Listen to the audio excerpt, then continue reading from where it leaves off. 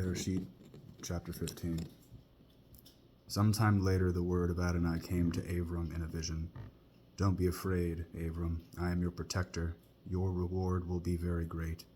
Avram replied, Adonai, God, what good will your gifts be to me if I continue childless, and Eliezer from Damascus inherits my possessions? You haven't given me a child, Avram continued, so someone born in my house will be my heir.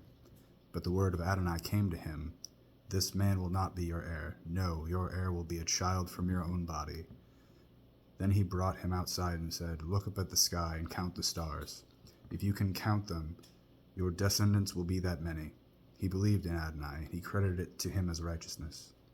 Then he said to him, I am Adonai, who brought you out from Ur-Kasdim to give you this land as your possession. He replied, Adonai, God, how am I to know that I will possess it? He answered him, Bring me a 3-year-old cow, a 3-year-old female goat, a 3-year-old ram, a dove, and a young pigeon. He brought him all these, cut the animals in two, and placed the pieces opposite each other, but he didn't cut the birds in half. Birds of prey swooped down on the carcasses, but Avram drove them away. As the sun was about to set, a deep sleep fell on Avram. Horror and great darkness came over him. Adonai said to Avram, Know this for certain, your descendants will be foreigners in a land that is not theirs. They will be slaves and held in oppression there for 400 years.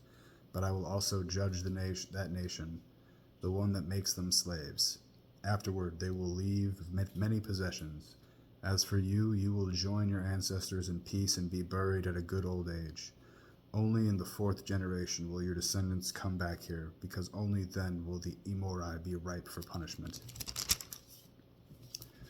After the sun had set and there was a thick darkness, a smoking fire pot and a flaming torch appeared, which passed between these animal parts. That day Adonai made a covenant with Avram.